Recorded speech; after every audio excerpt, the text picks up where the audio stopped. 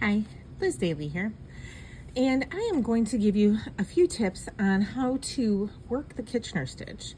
Well, not necessarily how to work it, but what happens if you put it down, if you lose your rhythm, if you need to know where you left off and what to do next. So the first thing I'm going to have you do is, if you watched my video from last week, is always marking the front of your work. So I mark the front of my work, which coincides with my front needle. So I know if I put this work down that uses the Kitchener stitch, when I pick it back up, I know without a doubt that this is the front of my work, my front needle. I also put together this sketch of what is going on. So this red line is my front needle, and this red line is my back needle. The red text is the action for the Kitchener stitch. So this is knit off, and then purl off, knit. And as you know, with Kitchener stitch, you are working with a tapestry needle. So this would be insert the tapestry needle knitwise, and then pull the stitch off, and then insert purlwise. Like I said, there's lots of videos on the Kitchener stitch.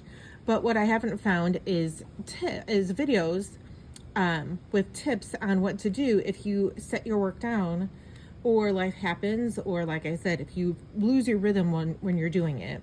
Because when I am working that Kitchener stitch, I just repeat over and over in my head: knit off, purl off, knit, knit off, purl off, knit, just over and over to keep my rhythm. But sometimes, life happens. So that's where these words in black and circled come in, because this is the location of your working yarn after you complete these stitches. So if I pick up my work like I just did now, my working yarn is coming out of the back of the back needle. So I just match it, back needle, back. So it looks like, because you work from right to left, I finished my back needle. So I need to work my front needle. So I put my tapestry needle in to this front stitch knitwise, and then I pull that off. So if I pick up my work right now, so if I put my work down, pick it up, my working yarn, if I just let things lie, if I don't tug at them, just let them lie, my working yarn is behind my front stitch, my front needle. So I look at my front needle, it's in back. So I must have just finished that stitch, so I need to purl next. So I take my tapestry needle, put it through this second stitch as if to purl. And let's say I set my work down and I pick it up. Where is my working yarn? My working yarn is in front of that front needle. So front needle, front. So I finish that. So then I go to the next stitch, because 1, 2, 3, 4.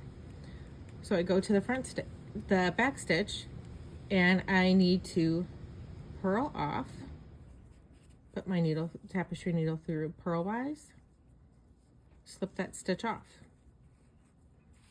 snug it up just a little bit, and just let that yarn lie. So where is the yarn? The yarn, my working yarn, is in front of that back needle. So the back needle, my yarn is in front. So that means I need to complete this stitch next, which will bring us back to where we started. So knit, bring my tapestry needle through that stitch knitwise. And if I just let it go, I can see my working yarn is coming out of the back of the back needle. So my back needle, it's in the back. So then I can continue on. So hopefully this will help. You can see it looks beautiful, it looks as it should. So anytime you pick up your work, hopefully this video or this little sketch will help you to figure out where you are in your Kitchener stitch and what you should do next. Happy knitting.